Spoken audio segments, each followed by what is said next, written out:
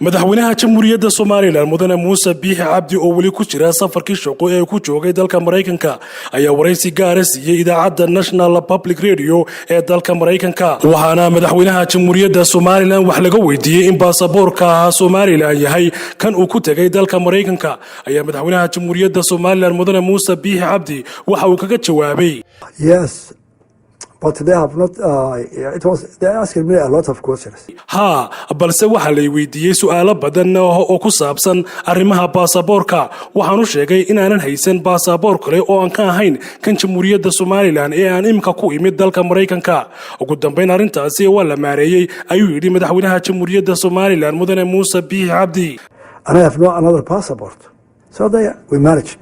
sidoo kale madaxweynaha jamhuuriyadda Soomaaliland mudane Muuse Biixi Cabdi ayaa la weydiiyay xiriirka jamhuuriyadda Soomaaliland la sameysay Taiwan oo ah dal sida Soomaaliland aqoonsi aan haysan waxaanu madaxweynaha jamhuuriyadda Soomaaliland kaga jawaabay in Taiwan ay isku khibrad yihiin marka loo eego habka jiritaankooda.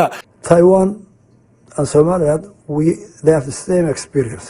waxaanu amaanay shacabka reer Taiwan waxaanu ku tilmaamay kuwa hawlkar ah oo maareeyay jiritaankooda. The people of Taiwan were very efficient, hard working, intelligent. inta kadib madaxweynaha jamhuuriyadda Soomaaliland ayaa sheegay in ay Taiwan ay hesho taageero caalami oo reer Yurub iyo Mareykankuba ay siiyaan taasina ay dheer tahay jamhuuriyadda Soomaaliland balse buu yiri madaxweynaha jamhuuriyadda Soomaaliland duruufaha kale ay wadaagaan.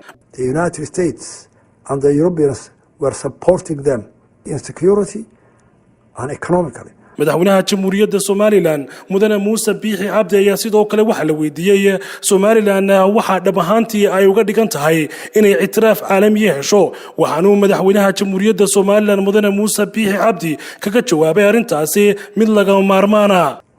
We cannot have transactions with the IMF, the World Bank. si ay Soomaaliland u awoodi karto inay xiriir la samayso hay'adaha waaweyn ee caalamiga ah sida kuwa lacagta iyo sidoo kale wadamada adduunka ee la aqoonsan yahay si markasta xiriir rasmi ah ay ula yeelato arrimaha kaga xidhan jamhuuriyadda Soomaaliland sida awgeed loo baahan yahay in adduunku garowsado jamhuuriyadda Soomaaliland oo hesha aqoonsi caalami ah. It means that we will have an interaction with other world.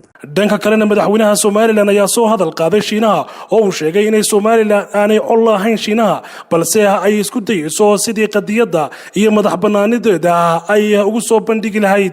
An agreement, we are friends. We are not enemy for China Republic. Also we are trying to convince them our case peacefully. So that's our mission, but we will gain the